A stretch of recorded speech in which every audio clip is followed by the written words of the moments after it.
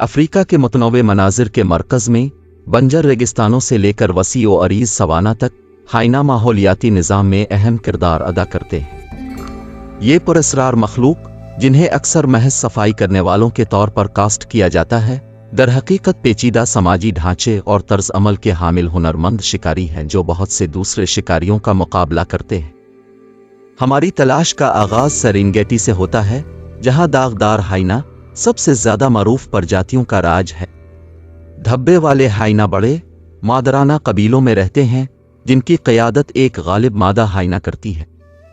ये मादराना ढांचा बड़े गोश्त खोरों में मुनफरिद है और कबीले की समाजी हरकियात और कामयाबी में अहम किरदार अदा करता है।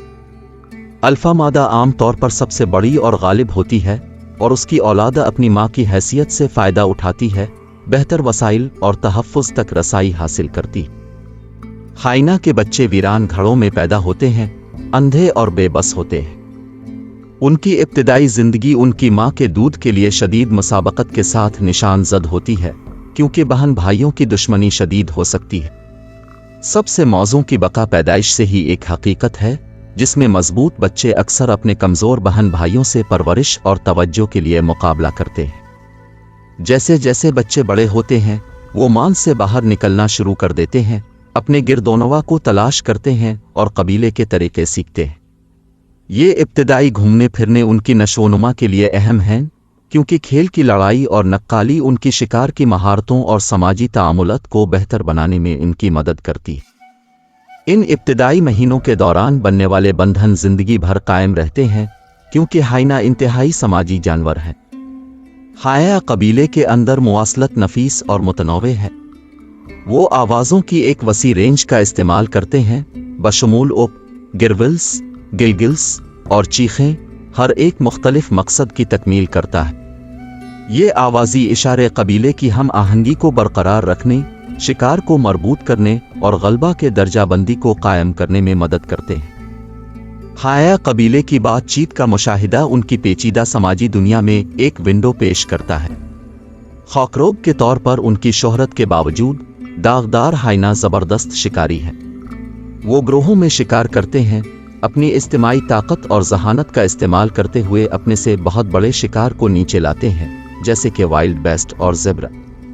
उनके ताकतवर जबड़े और निज़ाम इंहिज़ाम उन्हें अपने कत्ल के तकरीबन हर हिस्से को इस्तेमाल करने की इजाज़त देता है, जिससे बहुत कम ज़ाय होता है।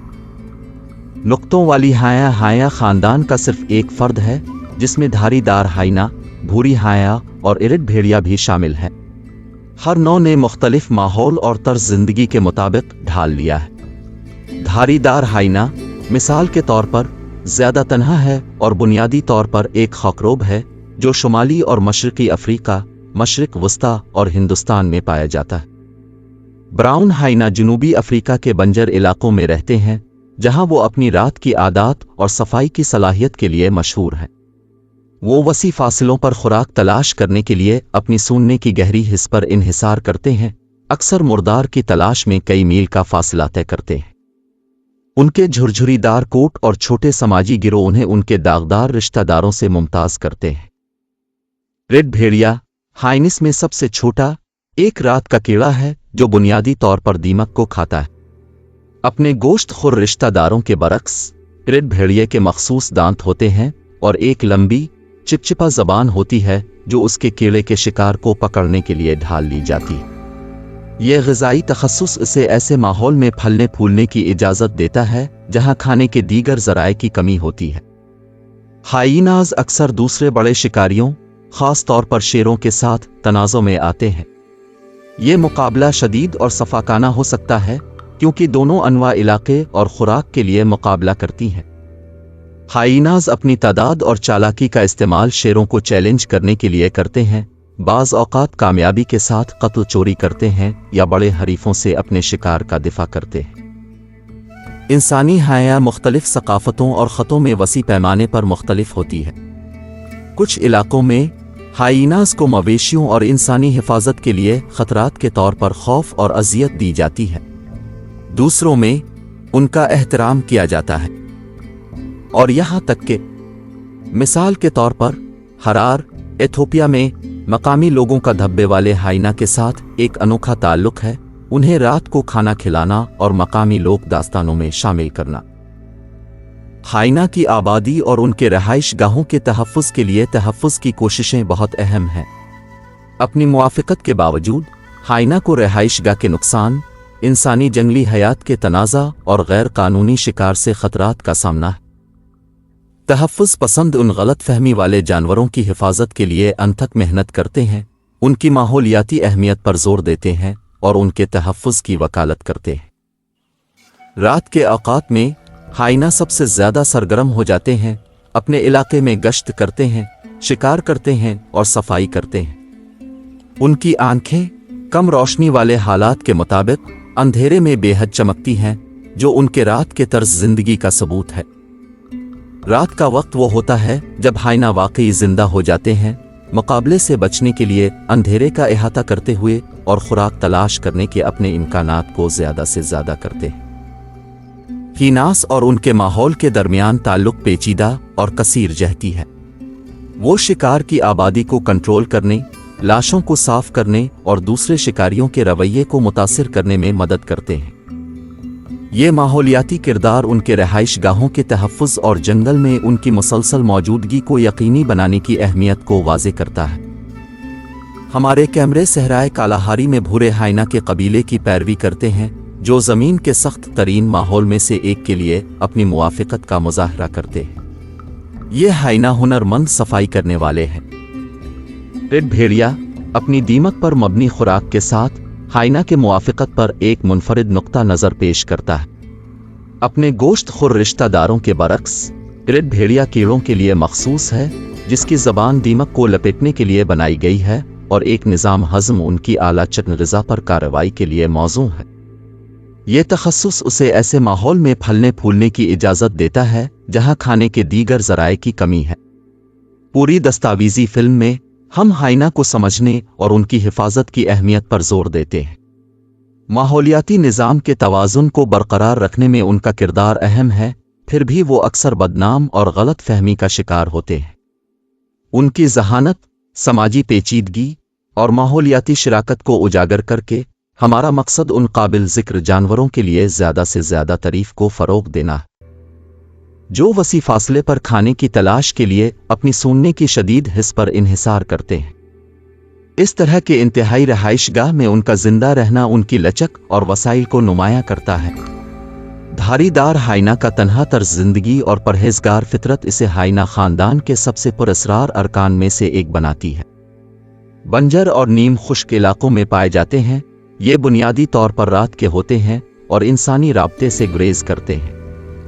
हम उनकी खुफिया जिंदगियों को दस्तावेजी शक्ल देते हैं, उनके तन्हा शिकार और सफाई के रवैयों पर रोशनी डालते हैं। आखिरी हिस्सों में हम हाइनास के मुस्तकबिल पर गौर करते हैं। उनकी बका के लिए तहफ़्फ़ुज़ की कोशिशें, तालीम और बदलते हुए रवैये ज़रूरी हैं। इंसानों और जंगली हयात के तसादुम को कम करने, रहाइश गाहों की हिफाजत और बकाए बाहमी को फ़रोग़ देने के लिए काम करने से हम इस बात को यकीनी बना सकते हैं कि हाइना जंगल में फलते फूलते रहें।